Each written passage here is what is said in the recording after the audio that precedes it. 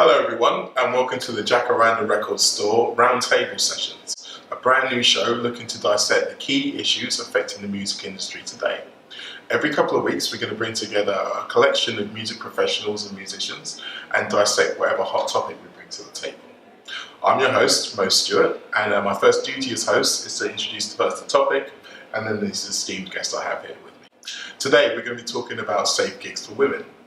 Now, we're not going to be debating the concept, we're going to go out on a limb and assume that everyone here thinks that women should be free from harassment when they go to gigs. We're more going to be talking about the campaign itself and how it works on all the different levels of the gig owning spectrum. So, from venue owners to promoters to bands and us as bands themselves, and see what we can all do to be a force for good.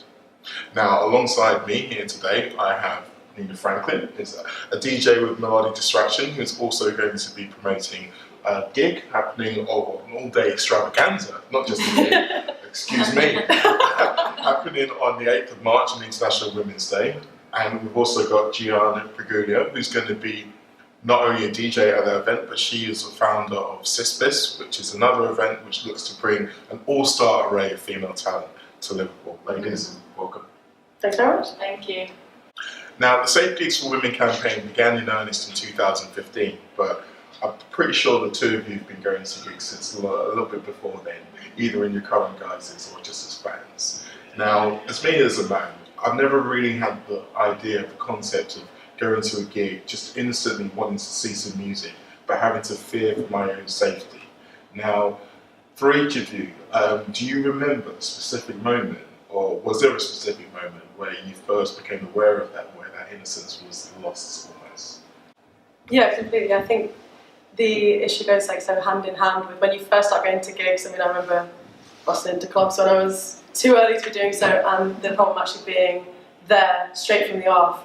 And then it was actually a few years down the line where I actually realised how unsafe I was when there was a particular incident at hand, and realised that the whole way through that I'd never actually felt safe at gigs, especially as a younger girl, lady, going to these nightlife spaces. So it was almost as if the concept was already there, but it hadn't been unlocked in your mind that that's what it was. Absolutely. There was a kind of an abstract feeling, but you didn't know specifically. It was that sort of unsafety was the default setting right from the off. You didn't know that we could be better, we should be better. Exactly. Than this. Giovanna, how was it for you? Yeah, I guess, I think I was about 16 or something, and we were on a school trip and we went out as just girls, and we all had something happening every 5 minutes, so we just literally couldn't have a good time, and the only thing we wanted was having a good time. I guess it is that. Now, speaking more about creating a pathway and something that's going to stand the test of time, I want to talk to you a little bit more about policies regarding safe spaces for women. I believe you have actually experience of trying to implement some of this yourself. We're trying to write up a fairly comprehensive safer spaces panel. This was a point that came up, so safe is quite like a definitive word, and in actual fact it's always a process of learning, and none of us are experts. We're all doing this by trial and error and are open to improvement. So it's safer spaces, as safe as we can manage. Yes. So that safer spaces policy is a sort of multi-stage sort of thought experiment in how to make a more approachable venue. And this is something that can be hopefully easily replicated again and again. And a lot of safer spaces policies have been originally put forward online, and it's been activism groups, direct action groups or community groups that have created manifestos for their meetings, placed them online, and then venues or promoters gradually have taken parts and elements of them and put them online. So Come Through in Leeds as well have been really good with this, about creating these basically documents of ideas and then making them publicly accessible, because that's the other thing, is if you're about accessibility, your policies should be accessible as well. So this ranges from having a policy that the venue basically agrees to do, or an agreement between promoter and venue that is available online for the public to see what you're doing, and then also forward-facing information so that the public agree to something before they enter in. So this is that code of conduct where the public say, I agree to do this upon entering the venue, and the venue say, we agreed to do this if any of these other actions happen, and it's about having those stages in place. Are there resources online for people to be able to read up on these things? Not as many as I'd like. It's been a little bit hard to track them down, which is why I'm really keen to get this one up online as a publicly accessible Google Docs. Well, I mean, do you think that that's been part of the stumbling block for venues themselves because they haven't really known where to begin? Because the way I see it, like you say, part of being safer is as important as having a fire door. And this is almost, it's just an extension of a health and safety policy, but it's not seen as official. So it's not necessarily, as we keep saying, there's not that pathway yet for people to be able to, when you are starting a venue and you're thinking about all the things you're going to need, that's going to be an added element to it. That absolutely is the dream, that your safer spaces policy is just completely absorbed in your health and safety policy, and it's as unavoidable as that, and that there's budgeting for it as well. This is the thing that we found, is that implementing these policies, it requires extra volunteers on the ground, volunteers or paid members of staff in order to implement them safely and properly. So it's another consideration for venue owners or promoters to have, like, okay, who's going to be on the ground taking care of this, because we all know that people, especially when an event is going full pelt, everybody's very, very busy. So then having another responsibility can feel quite overwhelming, which is why it's so important to think of it ahead of time and specifically delegate people whose roles that is to be the Safer Spaces team. Yes, and now you both have got experience as promoters. Now, at what point do you feel like that responsibility is shared between the venues and the promoters? And if you wanted to give advice to promoters, what would you say is the most important things for you to do when you first make contact with the venue? Yeah, I guess you want to meet the team, you want to meet who is going to be at the event that night, from the bar staff to the bouncers. And do you find as well that when you kind of go to a venue and you've got all of these ideas put out, do they treat you a little bit better, maybe almost like more professional, or do you feel like they're a bit like, oh God, this guy's got a list of all these things I've now got to do? I've been having good experience. I've been really lucky, and for example, Buyers Club, they really enjoy putting these nights on, and they've all been so helpful and proactive, and helped us out a lot with that. And every time we address a little problem or an issue, they liked it, I think, and they appreciate having a bit of a different perspective. That's good. That's good. Well done, guys. Think of it from the perspective of when you were first doing it.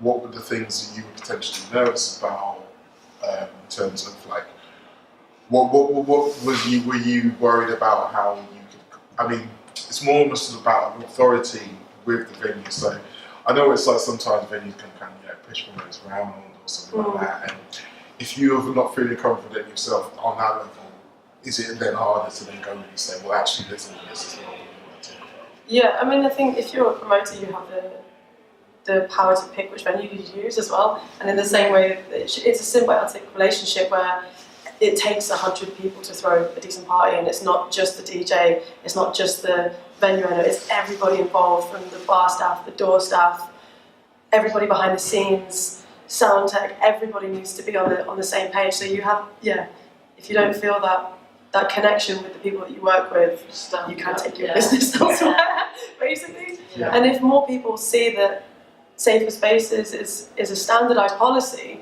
then young promoters coming through will just expect that as the standard, and they should do as well. And in actual fact, it's the younger generation that are pushing for this so hard. So Ross or ROS, which are a brand new party, they're on their second one now, which are formed of a collective of they're mainly between 18 and 20, and they are really pushing Safer Spaces as the forefront of their night, and that's so honourable and respectable. And it's actually the sort of people who are a little bit here we go. There are people who are a little bit older that maybe that's not their first concern, and it's definitely the generation even underneath us, beneath us, that are pushing up and rising up with these concerns. So that's good news for the future. Yeah, it really is. It's really, really helpful. And I mean, if it's becoming that of them at that age, then hopefully we'll believe that when it comes to speaking about to the fans, what we were talking about earlier on, the kind of almost intangible idea of solving misogyny,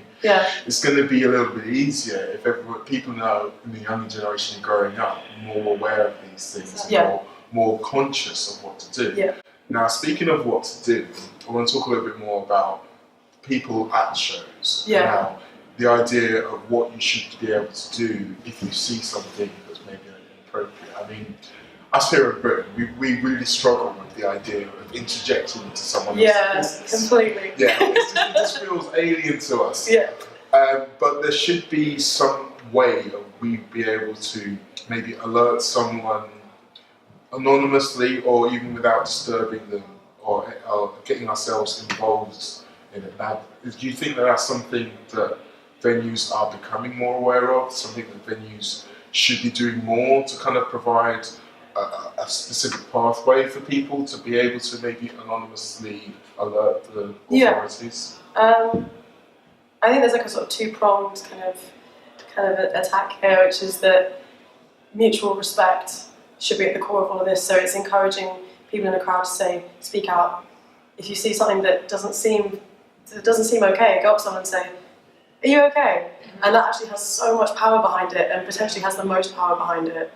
Just knowing that the people in the crowd are taking care of you, because security or venue owners can't be everywhere at once, and they can't also be the authority on these things, because if you default all the responsibility to the venue, it draws the power out of every member of the crowd that could put a stop to unacceptable behaviour. And the other side of that is that anonymous alerts are a very powerful way to do it. So this can either be quite a successful way that this is done is often having like alert words that are posted in toilet cubicles, that the old like go ask for Angela at the bar, which is a very classic, or having like a little hotline as well, which is something we'll be implementing, which is a phone that is only used for that purpose, and you can text in and say, I'm feeling really unsafe, help. I mean, and the amount of like sort of investment that requires from a venue or promoter is a 20 quid burner phone put in your back pocket. Like, it's not hard. There are also a couple of clubs that put people, like they post pictures on their website, whatever, that if you have a problem, just go up to this person. So that makes it a bit more personal. Or for example, these people are wearing t-shirts. So you know, you kind of don't have the thing, oh, I'm going to have to go to the club owner or but yeah, I'm just going to go to volunteer. It's like here to have fun as well, and he's like my age, and you know, it's kind of... And I think that the idea of having people mixed in with the crowd who are like, they're visible, I mean, hopefully it will actually deter some people from even doing these things in the first place. Yeah, exactly, because you know they're right there. Now, have you experienced similar pushback of people believing that men are being excluded? I guess our main worry is, as promoters, we really do, like, we put on nights that have incredible DJs.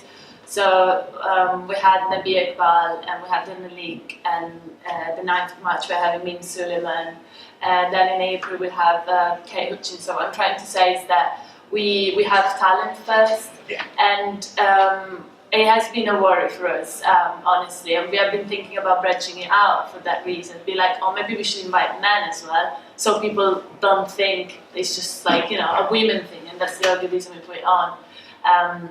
You know, like we aspire to Mad Nice Marauders or Abundant Silence, or there are many more. I just named a few, just to make an example. But then, you know, you do realize now, like, we should keep doing what we're doing. We want to show some solidarity, and we want to show that, you know, DJs, women do struggle sometimes in a lot of ways. Like, I mean, I think that's an important concept, is that you're not booking these people just because you're booking them because they're good talent. Exactly, they're our favourites so far. Like, they're our favourite artists. And if there was a situation where you felt like these women were getting a fair amount of bookings across the board, then maybe there wouldn't be the desire to make it. That's a really good point. Exactly. We're not like that strict, and we are definitely, you know, like we're probably gonna. There are a lot of men that help us as well, like our flatmates, or you know, there are my boyfriend, and it's just more like our graphic designer. She's a woman, and I DJ, and I'm a woman, and then Lisa does everything else basically. So it is quite female centric. I dare say it's an inspiration as well. I mean, when you think about the idea of people, other young girls looking at what you guys are doing and thinking, well, maybe I didn't think that was possible for me to do it. And you almost, I wouldn't want to say you guys are pioneers or anything, but there's that path between seeing someone doing something and believing you yourself can do it. Definitely. Yeah, completely. I think visibility is so important, and I think that, I don't know if you'd say the same, but I think I would have been doing things like this a lot earlier in my life if I thought it was possible for me to do. And it's this thing about going back to being like fairly vulnerable when you're young, and it takes a little while to find the confidence to do anything, and maybe we can kickstart confidence in other people. It kind of came up in discussion a little while ago with some friends, and I was looking around for producers and female DJ collectives, specifically in Liverpool, and I had to go as far as Manchester to find them.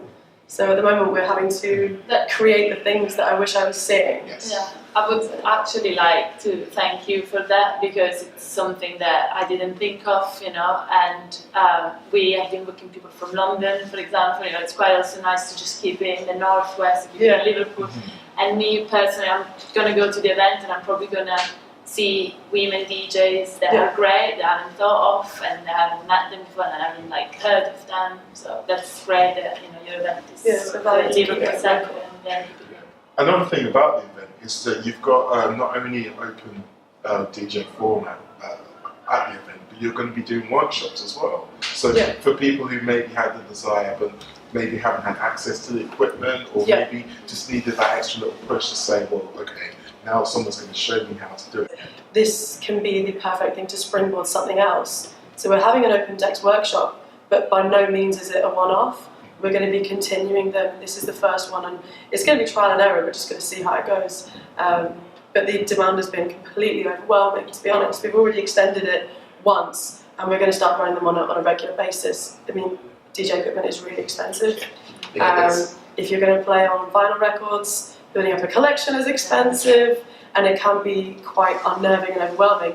And I think especially a confidence thing of, there's an element of insecurity of women asking men, oh, can you show me how to do this? And the reason these workshops kind of came about, we've been talking amongst them about in Melodic for quite a while, but a number of friends kind of privately approached me, and these people I know have the most amazing collections and most amazing musical knowledge, saying, can you show me how to do this? And I was thinking, I don't even know well enough what I'm doing, but there's so many people that want to learn. How can they do it? How can we make something available for these people to learn how to do what they really want to do?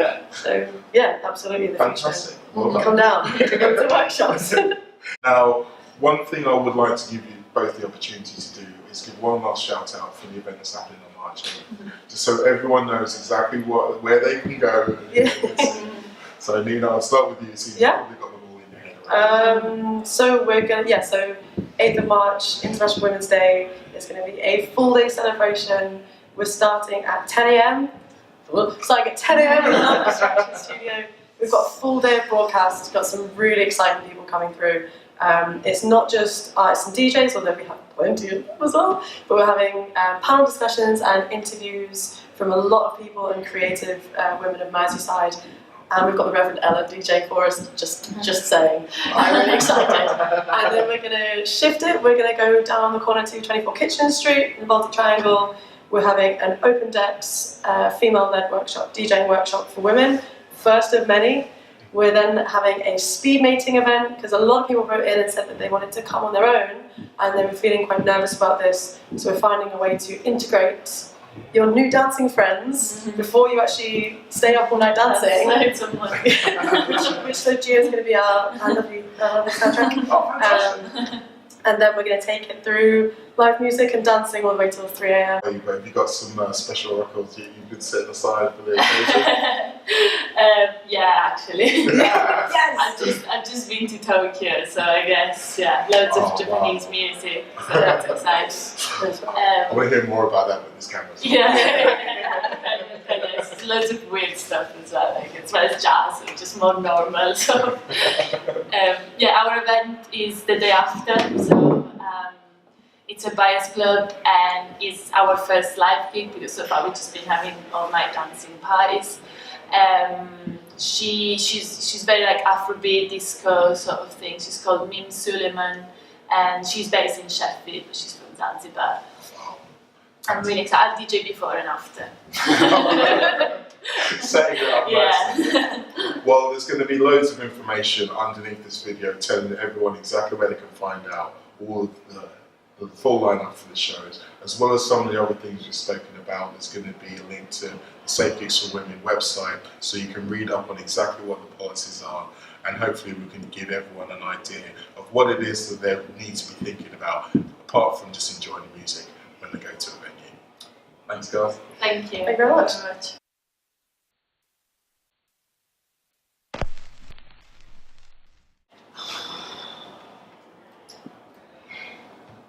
Hang on, are you still here?